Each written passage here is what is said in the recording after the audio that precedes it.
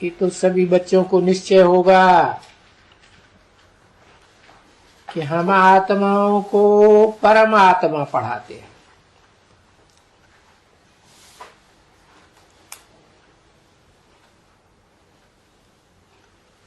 आत्माओं के बीच में जो परम पाठधारी है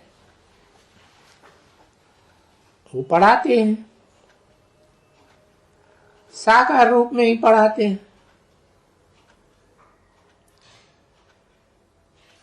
क्योंकि ये साकार रूप में पढ़ाना 5000 वर्ष के बाद एक ही बार होता है।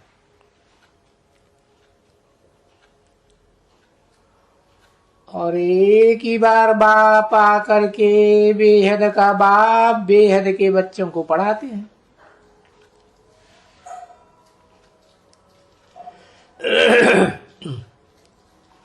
बेहद के बच्चे किस लिए? बेहद के बच्चे इसलिए कि ऑलराउंड 84 जन्मों का पार्ट बजाने वाले हैं। और ये तो बच्चे अच्छी तरह से समझते हैं कि हमारा बेहद का बाप है और हम बेहद के बच्चे।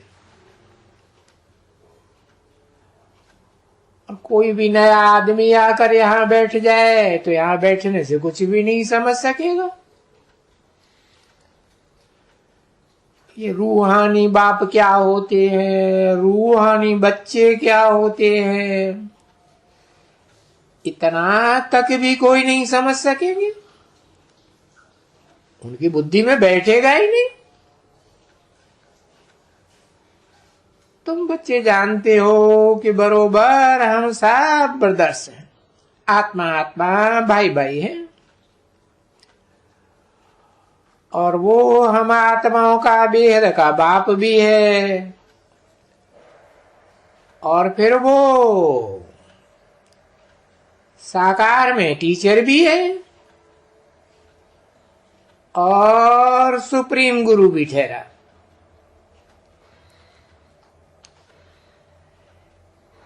ये तुम बच्चों को बहुत अच्छी तरह से जरूर ऑटोमेटिकली याद रहता होगा कि वो हमारा बाप भी है, टीचर भी है, सदगुरु भी है। और जब यहाँ बैठते होंगे तभी भी यही समझते होंगे कि बरोबर बाबा भी है और बाबा रूहानी भी है। क्योंकि रूहानी जिस्मानी का मेल बाबा कहा जाता है। और सभी आत्माओं का बाप है। ऐसे नहीं सिर्फ मनुष्य आत्माओं का ही बाप है। आत्माएं जितने भी हैं, देवताओं से मनुष्यों से लेकर कीट पशु पक्षी पतंगों तक जो भी आत्मा है सबका बाप है। और ये भी अच्छी तरह से पक्का मालूम है कि सभी आत्माएं आखिरी तो बाप को याद करती हैं शरीर में बैठे हुए।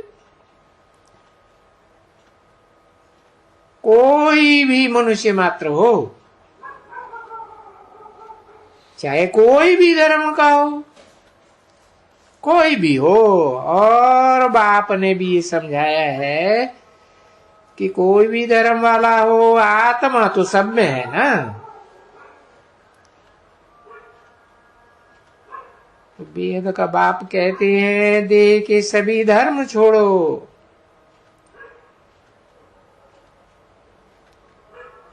सभी धर्म छोड़ेंगे देह के तो देहधारी धर्म गुरुओं को भी छोड़ेंगे, धर्म पिताओं को भी छोड़ेंगे।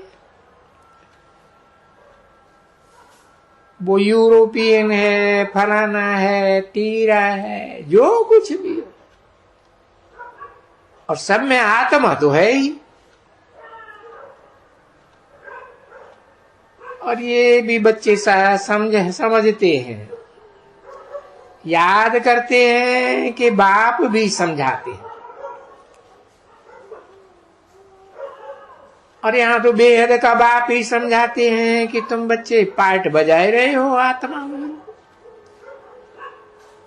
और पार्ट कैसा बजाते हो वो भी तुम बच्चों को समझाया गया है। तो वो पार्ट भी मीठे मीठे बच्चे नंबरवार पुरुषार्थ अनुसार ही समझते हैं। और फिर उनको धारणा भी होती है। धारणा उनको होती है जो भी अच्छे अच्छे राजयोगी है। देखो तुम राज को जानने वाले राजयोगी हो ना,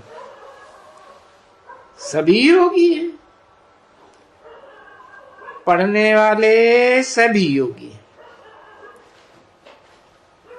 इस दुनिया में कोई बैरिस्टर योगी कहेंगे, कोई ला योगी, कोई सर्जन योगी, कोई है तो जरूर ना योगी। उसका अर्थ तो बाप ने समझाया है कि बच्चे योग तो टीचर से रखना ही पड़ता है। पढ़ाई पढ़नी है तो योग रखना पड़े। और स्टूडेंट को अपनी एम ऑब्जेक्ट का भी मालूम होता रहता है कि इस टीचर से हम फलानी पढ़ाई पढ़ते हैं। ये है एक पढ़ाई। और ये एक ऐसी पढ़ाई है, इसको कहा ही जाता है राजाओं का राजा बनने की पढ़ाई। इसलिए इसका नाम ही है राजयोग। यानी राजाई प्राप्त करने के लिए बाप से योग, टीचर से योग।